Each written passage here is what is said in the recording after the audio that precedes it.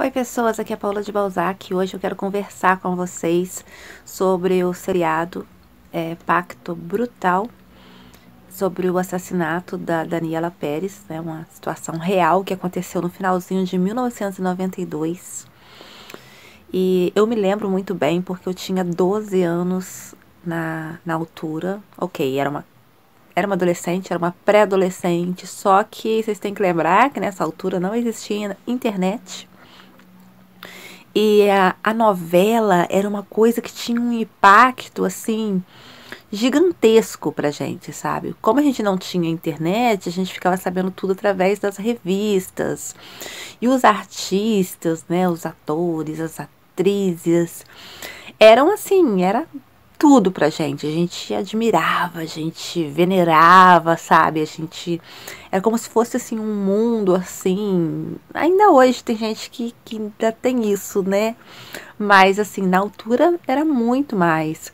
Então, assim, eu lembro muito bem do impacto que foi, porque a novela estava fazendo muito sucesso. Na verdade, todas as novelas faziam muito sucesso, as pessoas tinham mesmo aquela tradição de chegar em casa, de ver a novela. As novelas ditavam as nossas modas, os nossos comportamentos, até mesmo os nossos pensamentos.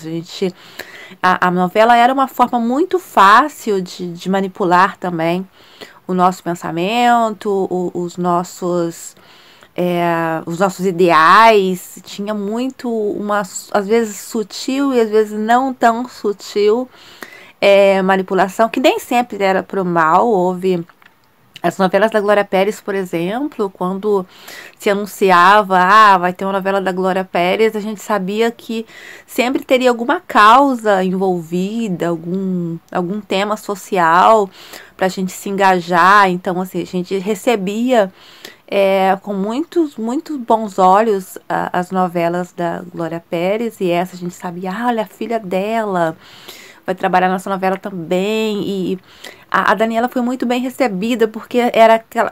A Daniela tinha uma energia muito boa, daquele tipo de pessoa, sabe aquele tipo de pessoa assim que não tem como você não gostar, sabe? Que todo mundo gosta, que a pessoa não precisa se esforçar. Tem pessoas que têm essa facilidade, né? De ela não precisar de se esforçar para fazer as pessoas gostarem dela. Então, a Daniela tinha essa aura, então tinha aquela. Então, tem todo aquele apelo da novela e tal. Então, quando aconteceu o assassinato, foi uma coisa assim muito forte pra gente na altura, pra todos, né? Que por não haver internet, a informação às vezes se tornava muito confusa, porque para você ter uma informação mais completa, você tinha que comprar revistas.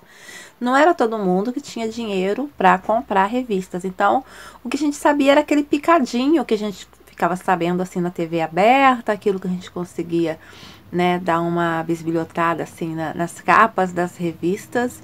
Então a gente não tinha hoje, como a gente tem a internet, que a gente pode escolher os meios, né? Hoje a gente busca essa informação, onde inclusive os atores, né, possuem a sua própria rede social, então eles podem desmentir situações, ou no caso, né, os parentes, né, da pessoa poderiam desmentir informações. Antes não, antes era tudo muitíssimo limitado. Estamos falando de um tempo de orelhão de ficha, que a gente comprava ficha para ir pro orelhão, para ligar para alguém, e às vezes a gente tinha que enfrentar fila, esperar alguém acabar de falar para chegar a nossa vez para usar um orelhão de ficha, e ficar às vezes, né, incomodado de não poder falar muito, porque tem alguém atrás da gente esperando para telefonar também. Então, assim, a comunicação na década de 90 era muito ruim.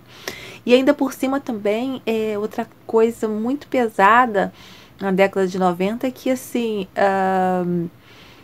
além de todo esse poder, né, que as revistas tinham, né, porque elas eram a maior fonte de informação, isso não significa que era a informação mais correta. Pelo contrário, era aquela coisa realmente de para vender.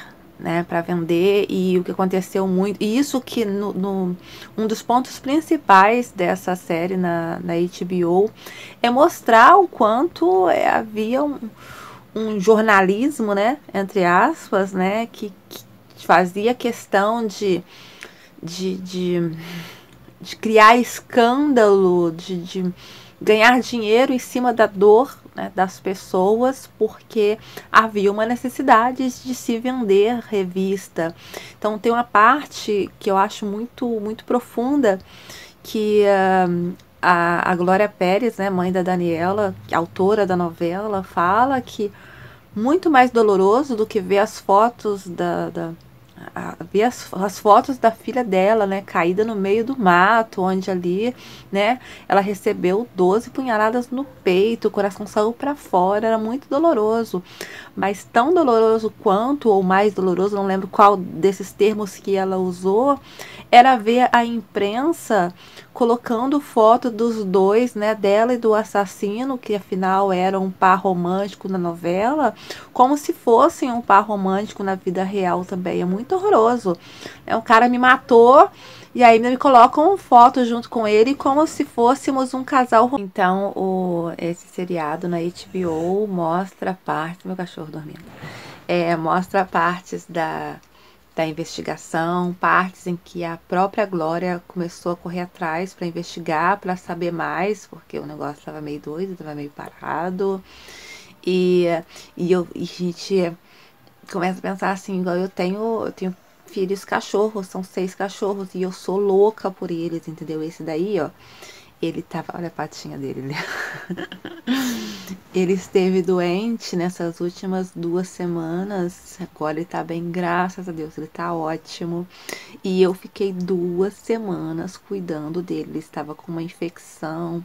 Então, assim, além de remédio, tinha toda aquela questão de ficar quase o tempo todo passando gelo em cima, sabe?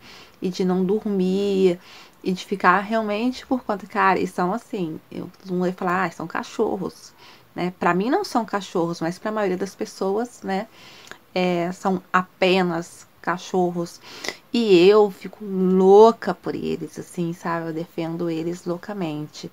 E aí, então, imagina a Glória Pérez, cara, a filha dela, assassinada e ser assassinada de uma forma tão brutal. A menina estaria hoje só com 52 anos se ela estivesse viva.